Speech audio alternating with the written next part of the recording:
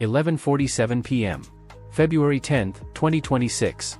A quiet, dimly lit street in Columbus sat almost perfectly still until a home security camera captured something that didn't belong. A figure. Moving slowly. Deliberately. They stop. Look around. Not casually, but with purpose.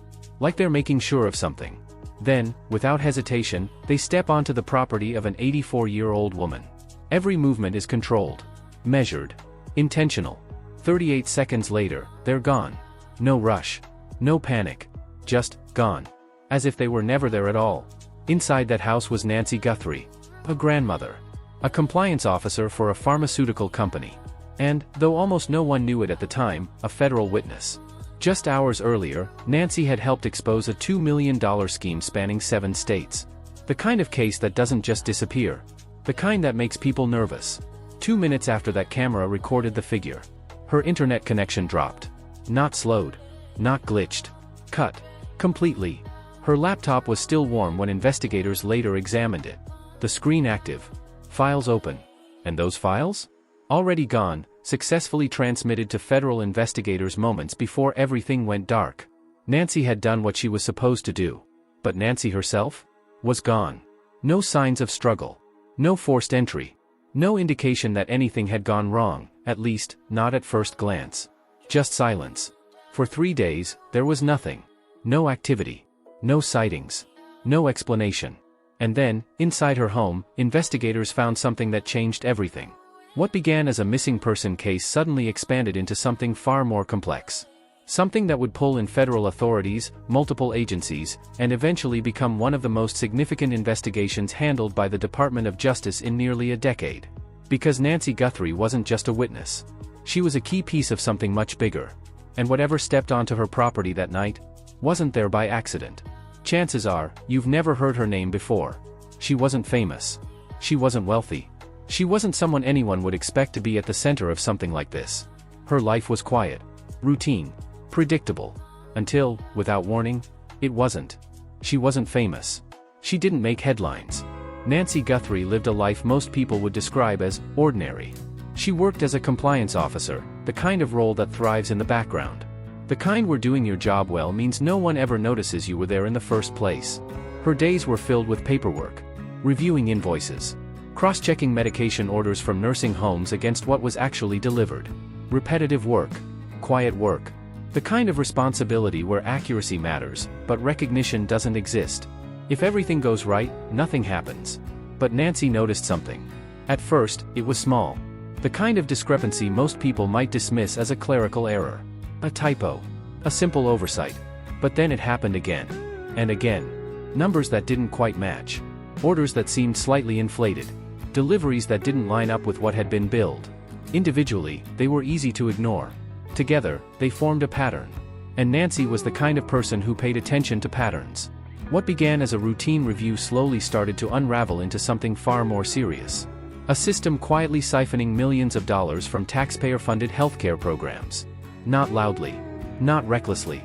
But carefully. Consistently. Hidden inside ordinary paperwork. Buried under routine processes. Protected by the assumption that no one would ever look closely enough to notice. This wasn't just about one missing woman in Columbus. It was about something bigger. A system with gaps wide enough for the wrong people to slip through. A system where oversight could be bypassed. And where fraud could exist in plain sight, undetected for years. And at the center of it all was Nancy. Not powerful. Not protected. Just someone with a strong sense of right and wrong, who refused to ignore what she was seeing. Because here's the truth. Nancy didn't have to say anything. She could have done what many others might have done. Processed the paperwork. Followed instructions. Collected her paycheck. Gone home. No questions asked. No risks taken. No consequences. But she didn't look away. She kept digging. Kept comparing. Kept asking questions, quietly, carefully, methodically. And the deeper she went, the clearer it became that this wasn't a mistake. It was intentional. Structured. And protected. By February 10, 2026, Nancy wasn't just aware of the scheme. She understood it. Which may be exactly why, that same night, someone made sure she would never get the chance to explain it. Nancy Guthrie was 84 years old. Think about that for a moment. Most people at that age have stepped away from work. Slowed down. chosen comfort over responsibility. But Nancy hadn't. She still showed up. Still worked with precision. With discipline. With quiet determination. Every single day, she walked into MedSource Logistics. A mid-sized pharmaceutical distribution company based in Columbus. Not a household name. Not a corporation anyone outside the industry would recognize. The kind of company that operates without attention. And maybe that was the point. Because when no one is paying attention, it becomes a lot easier to hide what's really going on. Most people wouldn't have thought twice about it. But MedSource Logistics wasn't small. Not even close. On paper, it looked like just another name in the supply chain, but behind that name was a company moving serious volume. The kind that rarely draws attention, precisely because it operates so smoothly. Last year alone, MedSource reported bringing in around $470 million in revenue. That's not background noise. That's infrastructure. They weren't just shipping boxes, they were embedded in a network that supplied nursing homes, hospice centers, and smaller hospital systems across the Midwest. Facilities that depended on consistent, accurate deliveries. Facilities that trusted the system to work exactly as it should. And on the surface, it did. Everything looked legitimate. Organized. Necessary. The kind of operation that quietly keeps healthcare moving forward without interruption. And right at the center of its internal safeguards was Nancy. Her title sounded simple, compliance verification. But the reality of that role carried weight. She wasn't just reviewing documents. She was the last line of defense between what was requested and what was actually provided. Every order passed through her. Every invoice. Every reimbursement claim tied to Medicare and Medicaid. She had to make sure the medication matched the request. That billing codes were accurate. That every dollar claimed corresponded to a real, documented service. It was meticulous work. Demanding in a way most people never see. Hours spent inside spreadsheets, moving line by line, number by number. No shortcuts. No assumptions. No room for error. Nancy didn't skim. She didn't rely on patterns to do the work for her. She checked everything, twice. Sometimes 3 times. Not because she had to. Because that's who she was. And that's exactly what made her good at her job. But in March of 2025, something shifted. At first, it was subtle. The kind of irregularity that blends into the background if you're not paying attention. Numbers that felt slightly off, but not enough to trigger immediate concern. Something most people would scroll past without a second thought. But Nancy didn't scroll past. She slowed down. Looked again. And then she saw it. A pattern. 3 nursing facilities in southern Ohio. All placing unusually large medication orders. Not slightly above average. Not seasonal fluctuation. But statistically inconsistent with their patient populations. The kind of numbers that don't just drift upward by accident. And it wasn't just the volume. It was what they were ordering. High-risk medications. Heavily regulated substances. Powerful painkillers and controlled drugs, items monitored closely for a reason. The kind of inventory that should never slip through oversight unnoticed. But somehow, it was. And what stood out most wasn't just the type of medication. It was the scale. The numbers didn't align with the number of patients being treated. Not even close. For someone like Nancy, someone trained to recognize when something doesn't add up. That kind of mismatch wasn't background noise. It was a signal. Clear. Deliberate. A red flag that should have been impossible to miss. Because systems like this don't break quietly. And discrepancies like that don't just happen. They point to something underneath. Something structured. Something hidden. And Nancy had just found the edge of it. Under normal circumstances, discrepancies like this don't stay hidden for long. There are federal safeguards designed specifically to catch them. When facilities begin ordering unusually high volumes of controlled medications, alerts are supposed to trigger automatically, flagging the activity before it has a chance to grow. That's how the system is built.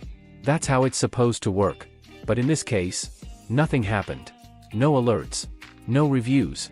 No outside attention. Just silence. Which meant one thing. Whoever was behind this wasn't careless. They were precise. The orders weren't random spikes, they were controlled. Measured. Structured just below federal reporting thresholds, carefully avoiding detection.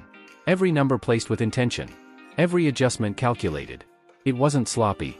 It was engineered. Whoever designed it understood the system from the inside. Knew exactly where the limits were. And exactly how to stay invisible beneath them. Nancy did what she was supposed to do. She raised the issue internally. Brought it to her supervisor. Laid out the inconsistencies, clear, organized, impossible to overlook. The mismatched numbers. The repeating patterns. The red flags that kept appearing no matter how many times she checked. And the response she got? Clerical errors. Nothing more. No follow-up. No urgency. Just process the reimbursements and move on. For most people, that would have been the end of it. A quiet dismissal. An unspoken instruction to stop digging. But Nancy didn't move on. She couldn't. Because once you see something like that, really see it, you don't forget it. You don't file it away and pretend it never happened. So instead of letting it go, she started documenting everything. Quietly. Carefully. Copies of invoices. Screenshots of records. Timestamped discrepancies. Building her own archive piece by piece, without drawing attention to what she was doing. No announcements. No confrontation. Just patience. And over the next few months, what began as a suspicion turned into something far more concrete. By June of 2025, Nancy wasn't looking at isolated incidents anymore. She was looking at a system. 17 facilities. Not 3. 17 separate locations across Ohio, Indiana, and Kentucky. All showing the same behavior. The same patterns. The same inconsistencies repeating themselves with almost mechanical precision. And this wasn't disorganization. It wasn't human error. It was coordinated. Deliberate. Built to function without interruption. Some of the medications listed in the records? Never delivered at all. Existing only on paper, enough to trigger reimbursement, but never enough to reach a patient. Others? Delivered, but in quantities far smaller than what was billed to Medicare. A gap wide enough to generate profit, small enough to avoid suspicion. And in certain cases? The trail didn't stop there. The drugs were delivered. Then quietly redirected. Moved through channels that didn't exist on any official record. Disappearing into places they were never supposed to go. At that point, this wasn't just fraud. It wasn't just numbers on a spreadsheet. It was something larger. Structured. Organized. Operating with confidence. And Nancy, without protection, without backup, was right in the middle of it. Take a moment and think about what that really means. Medications intended for elderly patients, people in nursing homes, people depending on consistent, reliable care, were being diverted somewhere else. While Medicare continued paying for every single dose as if nothing was wrong. On the surface, everything held together. That was the brilliance of it. Every document aligned perfectly. Invoices matched purchase orders. Delivery logs carried driver signatures. Electronic health records showed prescriptions issued by licensed physicians. Every requirement checked. Every form accounted for. If you stayed at the surface, if you trusted the paperwork, there was nothing to question. It was clean. Seamless. Flawless. But Nancy wasn't just looking at paperwork. She was looking at patterns. And patterns don't lie. They repeat. They echo. They expose what individual moments try to conceal. She started noticing details most people would overlook. Small things. Subtle inconsistencies that didn't seem significant on their own. But together, they formed something undeniable. Delivery trucks showing up at odd hours. Not just early or late, but outside any normal operating window. Times that didn't make logistical sense. Then the signatures. At first glance, they looked fine. Different names. Different initials. But the handwriting? Too consistent. Too similar. Repeated across multiple facilities. Not identical, but close enough to raise a question. A question most people wouldn't ask. Nancy did. And then there were the prescriptions. Doctors listed in the records appeared to be actively prescribing medications. But when Nancy cross-checked with state medical boards, some of those same doctors had already stepped away from practice. Retired. Or reduced their workloads months earlier. Yet their names kept appearing. Still signing. Still authorizing. Still part of a system they were no longer actively participating in. That alone should have triggered alarms. But it hadn't. And the deeper Nancy went, the more the inconsistencies stopped feeling accidental. They started feeling intentional. Constructed. Like pieces placed carefully into position. So she shifted her focus. Away from the paperwork. Away from the deliveries. And toward something harder to manipulate. The money. Because money doesn't just disappear. It moves. And when it moves, it leaves a trail. Nancy followed that trail. Line by line. Transaction by transaction. And what she found changed everything. The flow didn't stop at MedSource Logistics. It extended outward. Into a network of companies that didn't behave like real businesses. Shell companies. Registered in places like Delaware and Nevada. States where forming a company required very little disclosure. No visible operations. No employees. No physical offices. No digital footprint. Nothing you could point to and say, this is real. Just names on paper. and bank accounts. And through those accounts, money was moving. Millions of dollars. Quietly. Consistently. Without interruption. Without attention. At that point, Nancy wasn't just uncovering irregular billing. She wasn't looking at isolated misconduct. She had stepped into something far more structured. Far more deliberate. This wasn't a few facilities cutting corners. It wasn't individuals taking advantage of weak oversight. This was coordinated. Designed. An operation built to use the healthcare system itself as a mechanism. To generate profit at scale, while remaining just far enough below the surface to avoid detection. And Nancy, working alone, documenting everything in silence, had just mapped a piece of it. At this point, there was no doubt left. This wasn't negligence. It wasn't a series of bad decisions or overlooked mistakes. This was a system, built with intention, refined over time, and driven by one thing: profit. And it was working. Before we go further, quick pause. If this is hitting you the way it should, take a second to like the video. It helps push stories like this to more people who might never hear them otherwise. And I'm curious, what time is it where you are right now? Drop it in the comments. Because in August of 2025, Nancy made the decision that changed everything.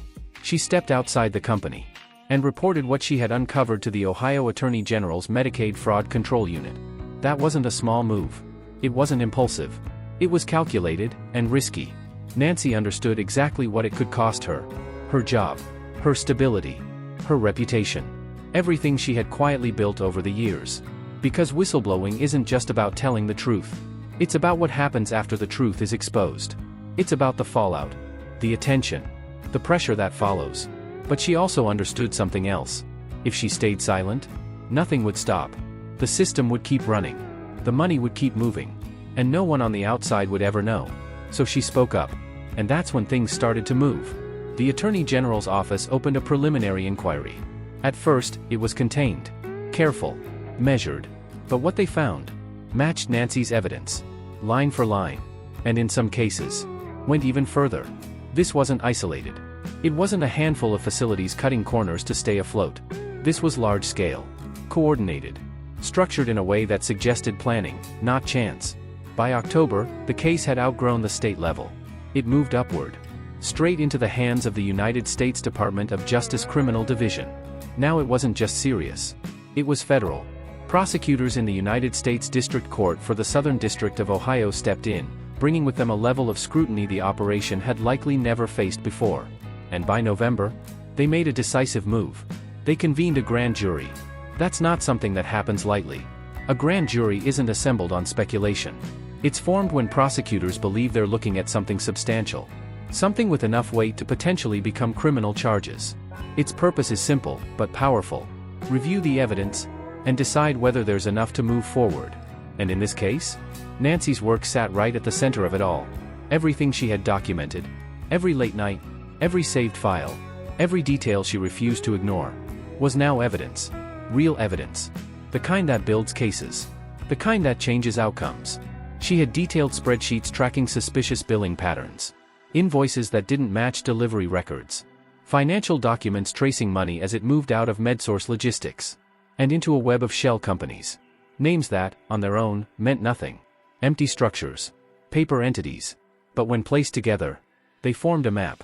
A clear, undeniable path showing how money was being redirected, disguised, and absorbed. A story hidden in plain sight. And now, for the first time, federal investigators were reading that story. Carefully. Seriously. And all the way through. One name kept surfacing in the records. Meridian Health Solutions LLC. At first glance, it looked ordinary. Just another company in a long chain of transactions. Nothing about the name stood out. Nothing about it demanded attention. But when Nancy looked closer, there was nothing there. No employees. No registered office. No operational footprint of any kind. No evidence that the company actually did anything at all. And yet, between March and November of 2025, this company had received over $8 million from MedSource Logistics. That's not an error. That's not a miscalculation. That's a channel. A direct, intentional pipeline. So Nancy did what she had been doing all along. She followed the money. And what she uncovered went far beyond a single destination. The funds didn't stop. They moved. Quickly. 12 separate bank accounts. Spread across 6 different states. Transfers layered on top of transfers, each step designed to blur the trail just a little more. To make the path harder to follow. To turn something clear into something confusing. It wasn't random movement. It was structured. Deliberate. Every transfer serving a purpose. Every step pushing the money further away from its origin. And then, it left the country. Moved offshore. Into jurisdictions known for secrecy. The Cayman Islands. Belize. Places where financial transparency becomes harder to enforce. Where ownership can be hidden. Where money can sit, untouched, unexamined. At that point, there was no room for interpretation. No gray area left to consider. This was textbook money laundering. Structured. Intentional. Built to transform questionable funds into something that appeared legitimate, while making the original source nearly impossible to trace. But Nancy traced it anyway. Step by step. Account by account. She mapped everything. From inflated medical billing? To shell companies? To offshore accounts. A complete flow. A system revealed in full. By the time federal investigators reviewed her work, they weren't starting from zero. They weren't guessing. They were stepping into something already built. A nearly complete blueprint. A case that had direction. Structure. Clarity. The kind of case that leads to real consequences. Criminal charges. Asset seizures. And accountability for the people behind it. But there was a problem. A critical one. Because cases like this don't survive on documents alone. Paper trails matter. Financial records matter. But in a courtroom, they're only part of the story. Prosecutors need more than numbers. They need a voice. Someone who can stand in front of a jury and explain what those numbers actually mean. Someone who can take something complex and make it undeniable. Someone who can walk through the evidence step by step and say, under oath, this is what happened. Nancy was that person. Without her, the case weakens. Defense attorneys would tear into the details, question the data, challenge the methods, introduce doubt wherever they could. They would argue the evidence is incomplete, unreliable, open to interpretation, not enough to convict. But with Nancy, everything changes. Because she didn't just collect the data. She understood it. Every transfer. Every discrepancy. Every red flag. She could explain it all. Connect every point. Turn a complex network into a clear, undeniable story. Something no spreadsheet could do on its own. Something no document could fully capture. She wasn't just a witness. She was the one person who could bring the entire case to life. She was the key. Which means Nancy wasn't just involved in the case. She was the case. Everything federal investigators had been building, the timeline, the financial network, the pattern of fraud. All of it traced back to her work. She wasn't just a contributor. She was the foundation. And that made her more than important. It made her essential.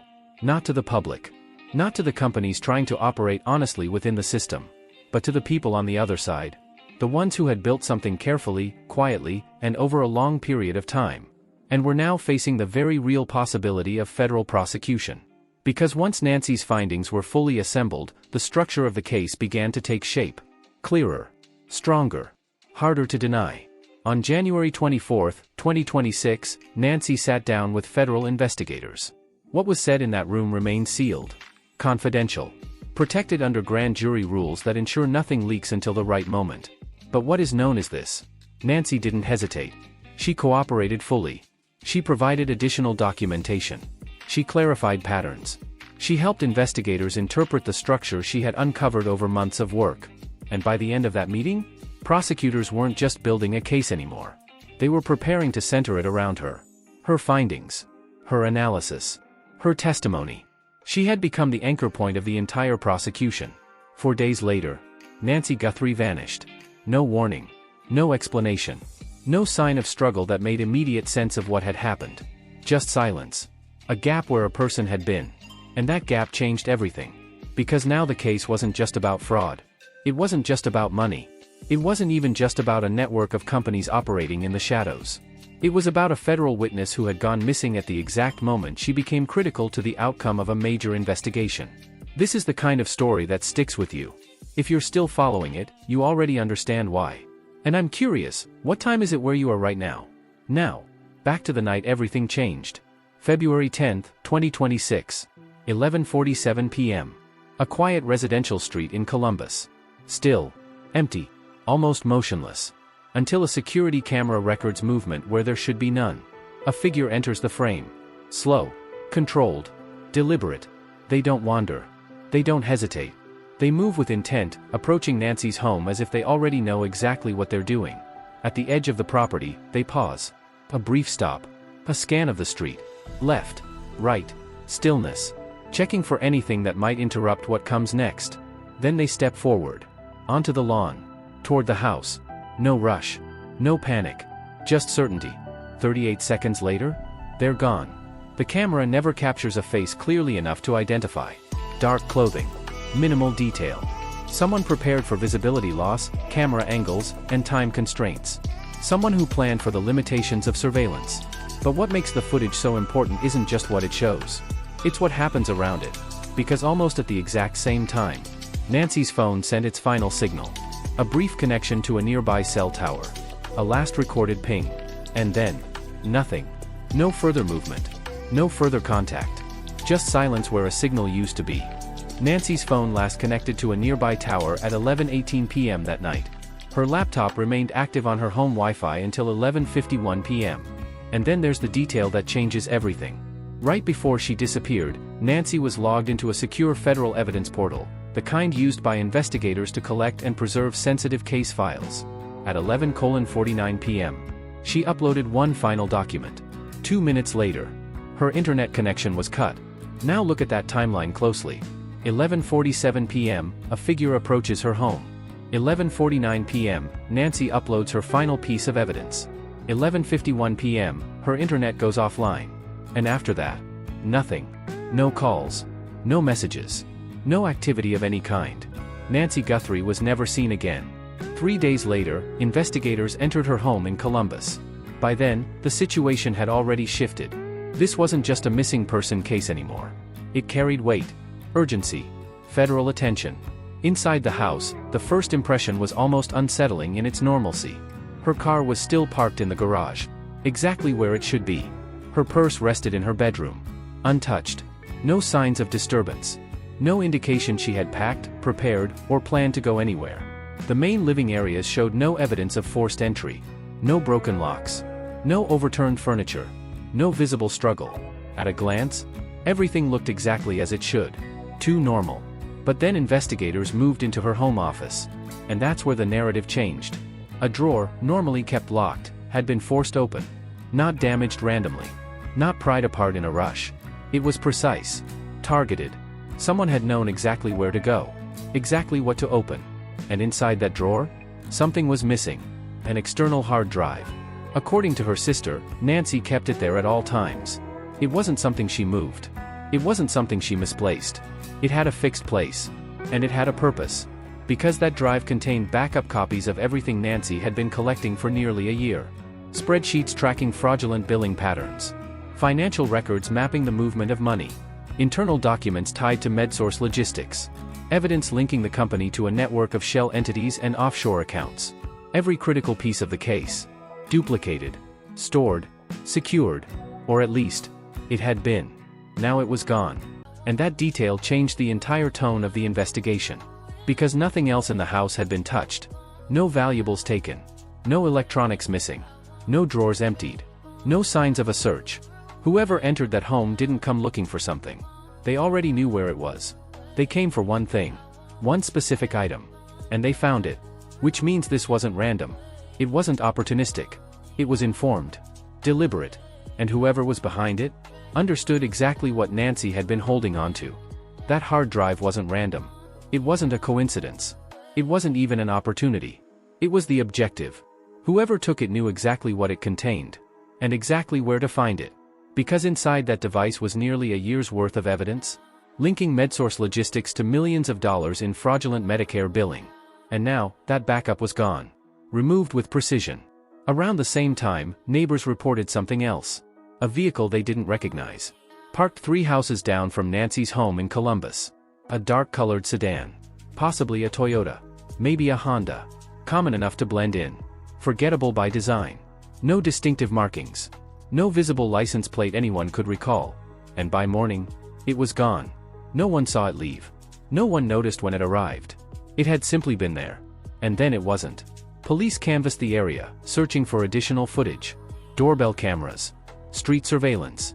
Anything that might show the vehicle entering or exiting the neighborhood. But nothing surfaced. No clear entry point. No recorded departure. No timeline to follow.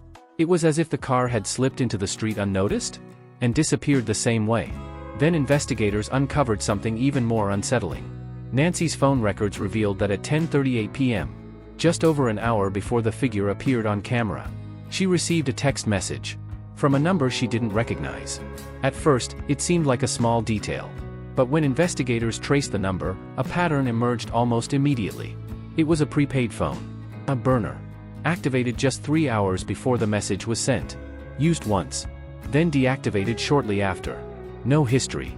No identity. No trail to follow. Whoever sent that message had no intention of being found.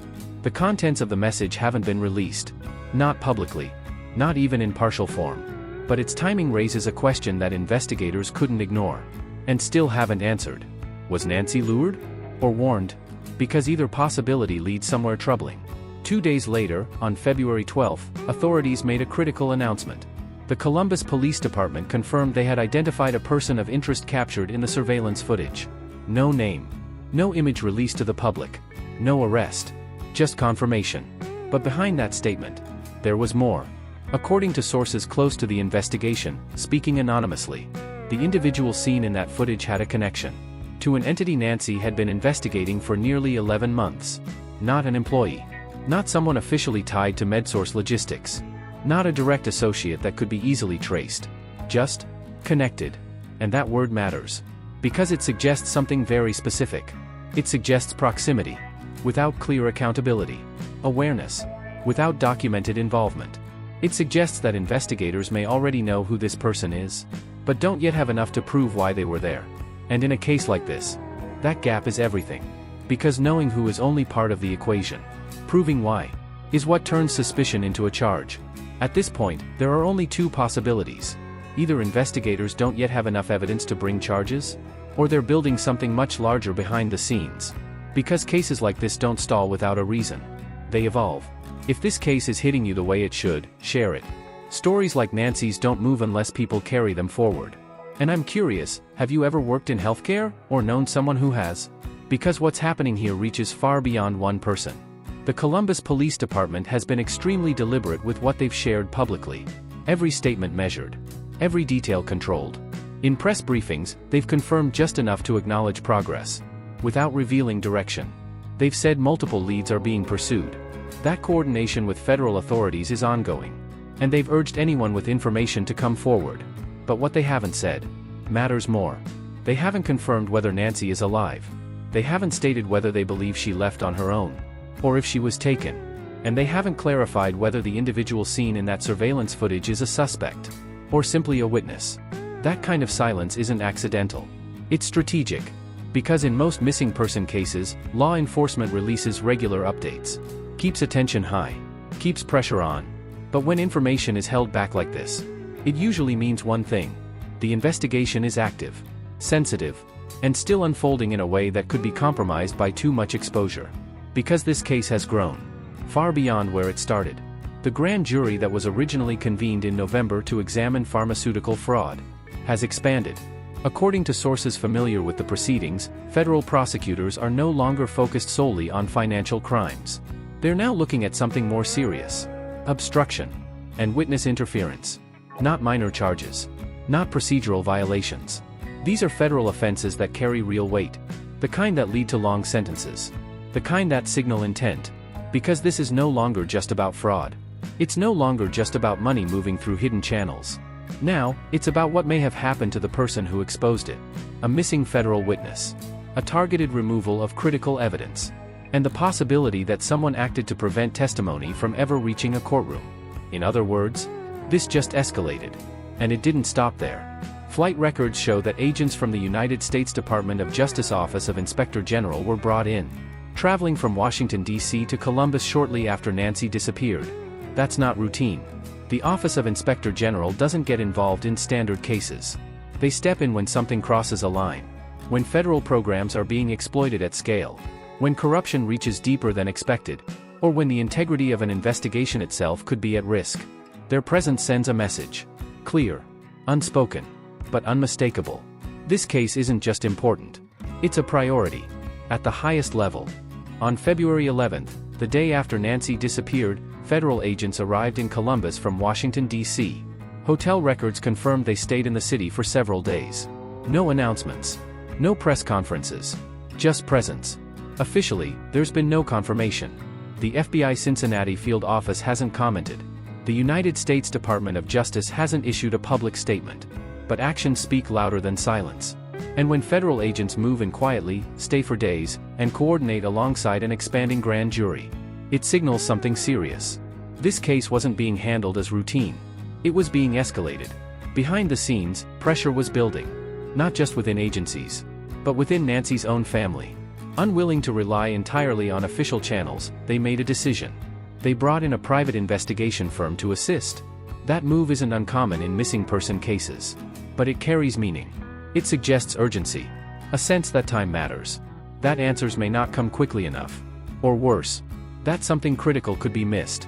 On February 14th, Nancy's sister stepped forward publicly. Her words were measured, but clear. She described Nancy as meticulous. Disciplined. Someone who believed in doing the right thing, even when it wasn't easy. Even when it carried consequences. She acknowledged that Nancy understood the risks involved. That she knew what could happen when you expose something powerful. But she moved forward anyway. Because she believed she had to. There was no hesitation in that. No second guessing. Just conviction. And her message was simple. She hopes Nancy is still alive. And if anyone knows anything at all, they need to come forward. Because at this point, the unknown had become the most dangerous part of the case. And this is where everything becomes deeply unsettling. Because if Nancy disappeared because of her cooperation with federal investigators, then someone knew. They knew she was involved. They knew what she had uncovered. They may have even known exactly when she submitted her final evidence. That shouldn't happen. It's not supposed to happen.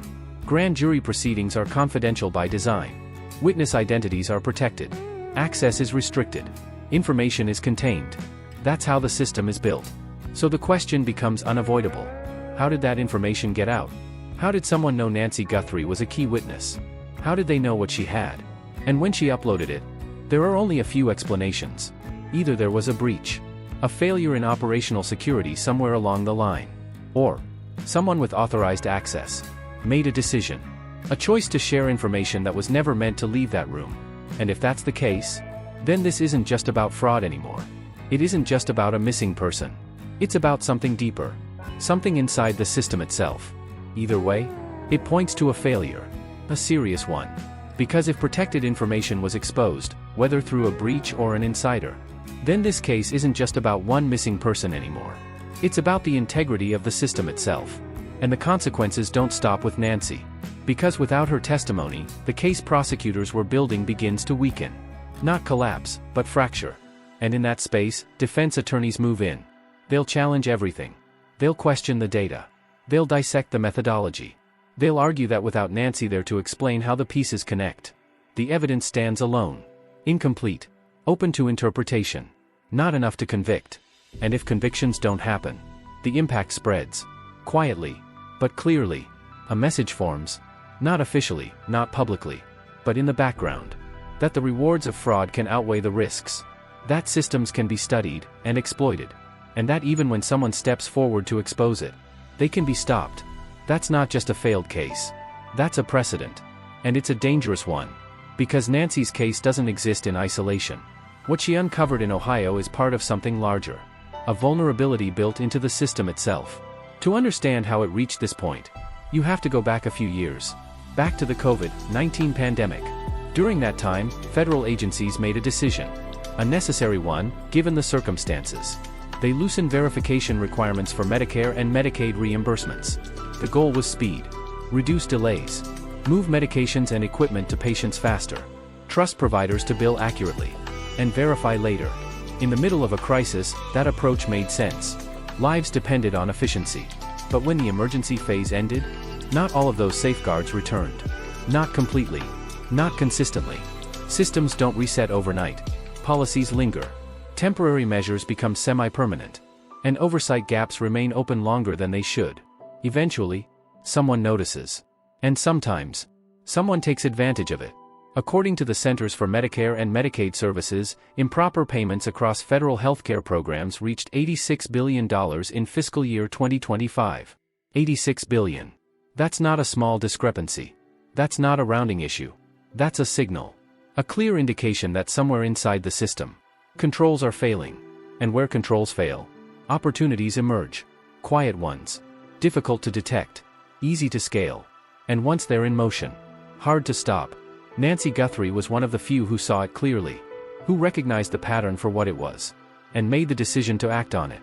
Not because it was easy, not because it was safe, but because she believed it mattered. And now, she's gone. And the question that remains isn't just what happened to her, it's what happens next. Not all improper payments are fraud. Some are mistakes, clerical errors, system mismatches, billing confusion inside an infrastructure that is already too complex for perfect accuracy. But federal investigators estimate that at least $32 billion of that total is something else entirely. Intentional, deliberate schemes designed to exploit the gaps that opened during the COVID-19 pandemic and never fully closed. $32 billion. A figure so large it stops being intuitive. Because that amount isn't just a lot of money. It represents more than the annual budgets of multiple federal enforcement agencies combined. And unlike abstract financial reporting, this isn't theoretical. It is taxpayer money, public funds, pulled from systems designed to support healthcare access across the country. Programs like Medicare, which are already under sustained pressure. The Medicare Hospital Insurance Trust Fund is projected to face significant solvency strain by 2031. Not decades away. Years. At the same time, Medicaid enrollment has climbed to approximately 94 million Americans in 2025. The highest level on record. Which creates a contradiction at the center of the system. More demand. And more financial leakage at the same time. Every dollar lost doesn't just disappear into accounting reports. It shortens the runway. It increases strain. It accelerates the timeline toward instability. And policymakers are aware of it. Since January 2025, congressional committees have held 17 hearings focused on healthcare billing fraud, oversight failures, and systemic abuse. On paper, the response looks active. Funding proposals for enforcement expansion. AI-based anomaly detection systems. Real-time verification frameworks for high-value claims. Modern solutions for a modern problem. But in practice, many of those proposals remain stalled. Not because the problem is disputed, but because implementation requires cost, coordination, and political will that is slow to align. So the system remains exposed. Not broken, but open. And in systems like that, responsibility doesn't disappear upward. It shifts downward. To people like Nancy Guthrie, an 84-year-old compliance officer earning a modest salary, tasked with reviewing the integrity of transactions tied to hundreds of millions of dollars in healthcare spending. Becoming, in practice, the final checkpoint between policy and exploitation. Not by design, but by necessity. And this pattern isn't isolated. Across the country, similar cases continue to surface. In Florida, federal prosecutors charged executives tied to a medical equipment scheme allegedly defrauding Medicare of $214 million. In New York, investigators uncovered a home healthcare billing operation linked to $96 million in alleged Medicaid fraud. In Texas, authorities arrested individuals connected to a pharmacy network accused of widespread false claim submissions. Different states. Different industries. Same underlying structure. A system built on trust. Exploited through complexity. And stretched across jurisdictions where oversight is uneven. And within that pattern was Nancy. Not because she created it. Not because she benefited from it. But because she saw it clearly enough to recognize what it was. And chose to act anyway. Claims totaling $138 million. That's not an outlier. That's not statistical noise or accounting error. That's structure. Because what investigators are seeing across these cases is no longer scattered misconduct. It's coordinated activity. Systems built with intent. Operations designed to look like legitimate healthcare billing on the surface, while quietly redirecting public funds underneath. Corporate shells are only part of it. So are layered banking structures. So are professional-grade billing systems that mirror legitimate workflows just closely enough to avoid immediate detection. This isn't improvisation. It's architecture. And one of those networks is exactly what Nancy Guthrie uncovered. She didn't stumble into it. She mapped it. Methodically. Line by line. Month by month. Turning fragmented records into a coherent structure that revealed how the system actually worked. and she brought that forward through official channels. As of today, Nancy remains missing. The individual seen in surveillance footage has not been publicly identified. No arrests have been announced. No charges have been filed in connection with her disappearance. The federal investigation remains active. The grand jury proceedings continue. And her family is still searching for answers. But certain facts are no longer in dispute. Nancy spent nearly a year compiling a detailed record of alleged fraud tied to MedSource Logistics and related financial entities. She reported her findings. She cooperated fully with federal investigators. She followed established procedures and provided documentation intended to support a formal case. And just 4 days after meeting with prosecutors, she disappeared in Columbus. That timing is what fundamentally changes the context. Because this is no longer only a financial investigation. It is now a case that carries implications beyond billing systems and corporate structures. It raises questions about witness protection, investigative security, and the integrity of high-level financial crime enforcement. At this point, the case represents more than one missing person. It has become a test. A test of whether individuals who expose large-scale financial misconduct can do so without becoming vulnerable themselves. A test of whether complex healthcare funding systems can resist organized exploitation over time. And ultimately, a test of whether accountability still functions when pressure is applied at scale. Nancy believed it did. And now, investigators are working to determine whether that belief still holds under scrutiny. Her case remains open. The investigation continues. And the questions it raised have not yet been answered.